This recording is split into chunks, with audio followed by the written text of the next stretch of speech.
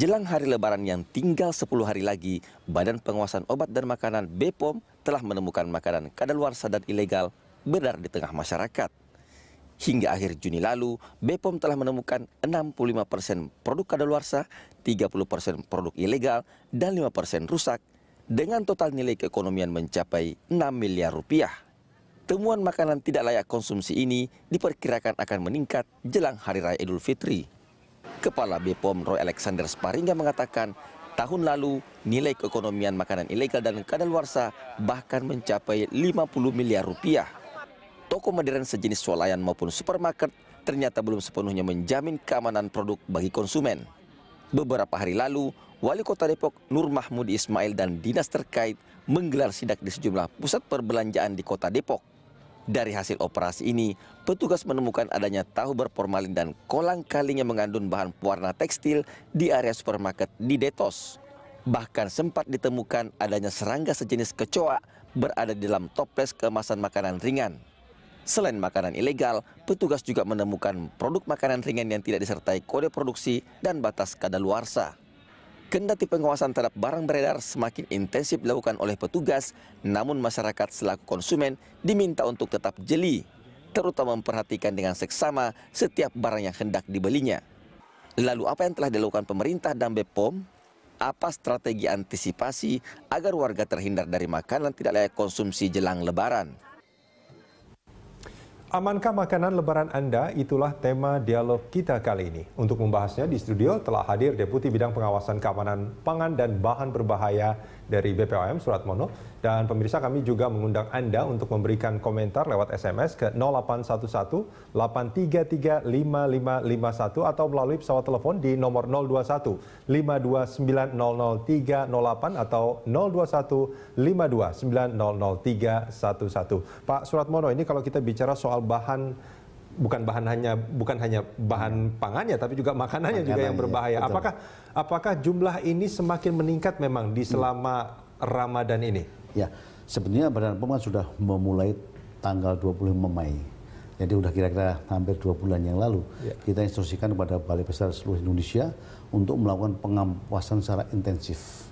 Kenapa? Biasanya kalau menjelang Lebaran ini permintaan meningkat. Oleh sebab itu kita juga pengawasan kita lakukan intensifikasi. Bukan berarti bahwa tidak ada pengawasan yang rutin, enggak. Pengawasan rutin selalu dilakukan oleh Balai Besar Balai POM seluruh Indonesia. Dan namun di dalam menghadapi Ramadan, Lebaran, karena permintaan meningkat, kita lakukanlah namanya intensifikasi. Karena ada kekhawatiran bahwa jumlah makanan berbahaya juga akan meningkat. Apa?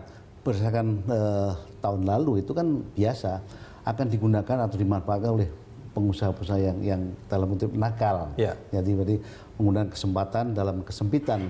Mereka akan melepas produk yang sudah kadaluarsa atau mereka memasukkan produk tanpa izin edar dalam wilayah Indonesia. Ini terjadi. Faktanya terjadi ya. Kemarin saja Badan POM bekerjasama dengan Polri itu sudah mengamankan sekitar 8 kontainer, di mana 7 kontainer itu adalah produk pangan ilegal tanpa izin edar, kemudian 1 kontainer adalah kosmetik ilegal. Ini yang baru satu tempat.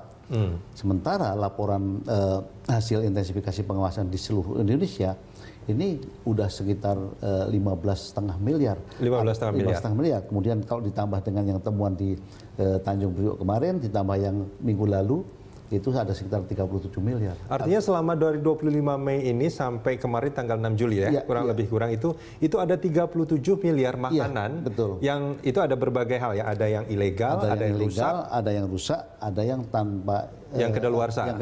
Yang paling banyak adalah tanpa izin edar. Khususnya adalah pangan impor, kemudian nomor kedua adalah yang kadaluarsa, yang ketiga adalah rusak. Nah, kalau kita bicara yang tanpa izin edar itu atau ilegal itu, Pak Suratmono, apakah ini kita juga harus waspada? Artinya ini makanan sebetulnya juga berbahaya atau bagaimana sebetulnya?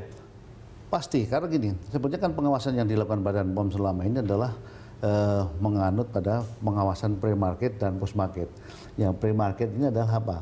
Sebelum makanan itu diizinkan untuk beredar di pasaran, tentunya harus dilakukan evaluasi dulu.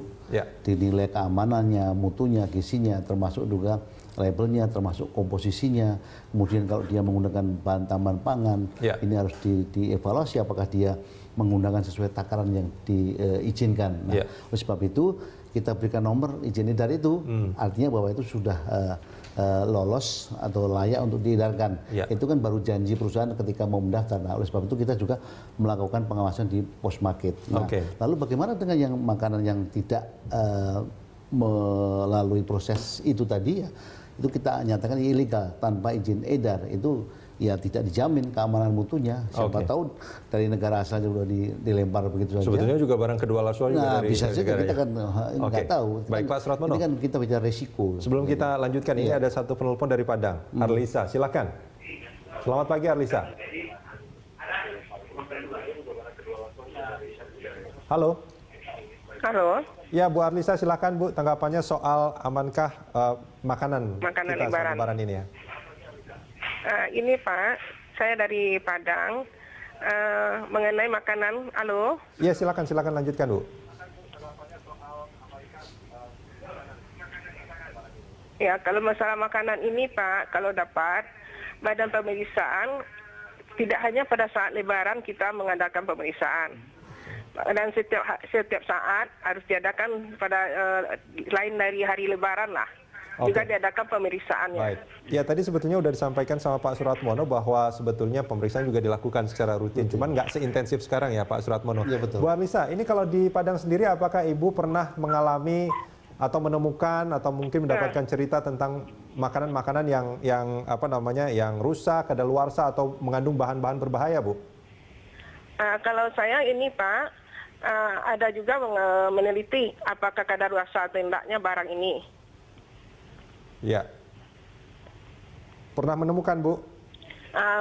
Insya Allah tidak ada saya temukan, karena saya selalu meneliti barang-barang yang saya beli. Cuma bagi misalnya ada pedagang-pedagang yang misalnya untuk anak-anak sekolah. Nah harusnya untuk anak-anak sekolah itu diadakan juga penelitian Pak, makanan-makanan yang dimakan oleh para siswa. Baik. Itu. Baik, Bu Arlisa, jadi tidak hanya pada banyak, saat lebaran ya, kita memeriksa kadaluarsa makanan ini Pak. Baik. Terima kasih Bu Arlisa. Ini satu sikap yang menarik sebetulnya dan tanggapan respons yang baik ya. Sebetulnya memang pemeriksaan juga harusnya dilakukan bukan hanya pada saat lebaran tapi juga secara rutin gitu ya. Dan itu sudah kita lakukan. Dan itu sudah dilakukan. Termasuk juga yang dikatakan tadi bahwa jajanan-jajanan anak-anak itu kan banyak sekali yang sebetulnya warnanya luar biasa.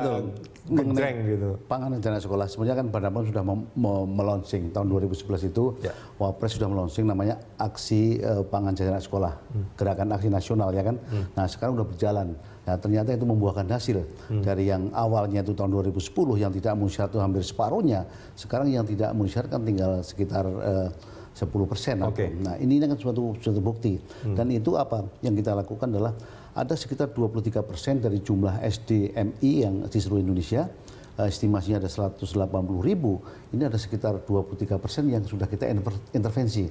Mulai dari gurunya, kepala sekolahnya, kemudian muridnya, pengelola kantin, pokoknya semua komunitas sekolah yang sudah kita lakukan intervensi itu. Nah yang cukup berbahaya juga kan sebetulnya yang banyak juga Pak Suratmono itu bukan hanya pengelola kantin, tapi juga pedagang kaki limanya itu kan? Termasuk, jadi ya komunitas sekolah itu ya selain kantin juga yang penjajah keliling itu, yang gerobak dorong, yang sering nongkrong di situ, itu bagian dari target kami. Pak Suratmono, kalau kita melihat dari angka 37 miliar tadi yang ditemukan, yang ilegal, rusak, kadaluarsa, ini belum termasuk makanan-makanan yang sudah dipastikan mengandung bahan berbahaya ya? Belum termasuk itu? Belum termasuk. Ini baru pangan olahan ya. Pangan olahan sendiri itu sekitar segitu.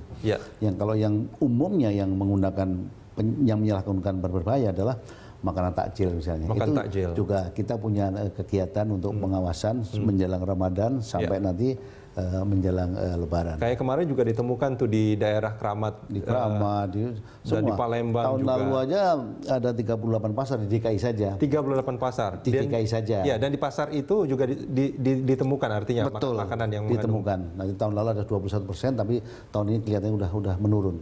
Dan nasional juga udah menurun sekarang dari tahun ke tahun. Kalau kita bandingkan dengan 4 tahun yang lalu ketika penyalahgunaan rodamin B yaitu pewarna tekstil dalam makanan itu yang tidak memenuhi syarat itu mencapai 23%. 23% ini sebagai contoh. Nah sekarang ini laporan sementara untuk 2015 tinggal sekitar 10%. 10%. Iya, dalam waktu 4 tahun kan. Oke, ini pelakunya masih orang yang sama atau ada yang sama, ada yang musiman, ada yang baru. Tapi ya kalau yang sama ya pasti akan kita tindak lebih tegas. Oke, Pak. Ini kalau kita bicara soal bahan berbahaya, Pak Suratmono, itu bahan yang dianggap berbahaya oleh BPOM apa saja, Pak? Bukan dianggap berbahaya, itu bahan yang dinyatakan sesuai peraturan perundangan dilarang digunakan untuk makanan. Karena itu sudah terbukti bahwa bahan-bahan yang seperti rodamin, formalin, ini pewarna tekstil itu. Pewarna tekstil merah itu, methanol yellow, borax itu adalah berisiko terhadap kesehatan.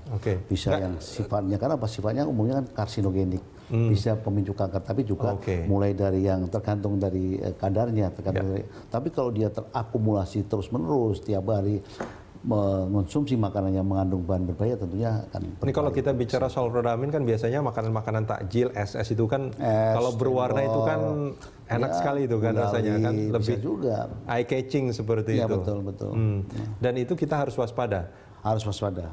Nah, kalau kita bicara soal rodamin tadi Pak Suratmono, ini adakah karakter atau ciri khas tertentu yang bisa dilihat oleh artinya konsumen secara kasat mata supaya dia bisa tahu bahwa ini mengandung. Memang untuk memastikan harus diuji secara laboratorium ya. Makanya Badan POM juga punya laboratorium keliling maksudnya yang bisa mobile gitu untuk melakukan pengecekan di setiap wilayah, pasar, termasuk sekolah. Tetapi bagi konsumen yang awam bisa saja kita menengarai bahwa itu dicurigai mengandung pewarna merah rodamin misalnya. Contohnya misalnya kalau kita melihat kue yang menggunakan pewarna yang nyolok itu, yang nyolok, kemudian kalau bahasa Inggrisnya itu kan yang berfluoresen, yang berpendar, ya kan. Kalau kita lihat alat yang untuk ngecek uang itu kan, nanti dia akan berpendar. Seperti ada cahaya gitu ada cahayanya gitu. Itu bisa diduga kuat dia mengandung rodamin B. Oke, Pak Suratmono, kita akan sambung ini di segmen berikut nanti.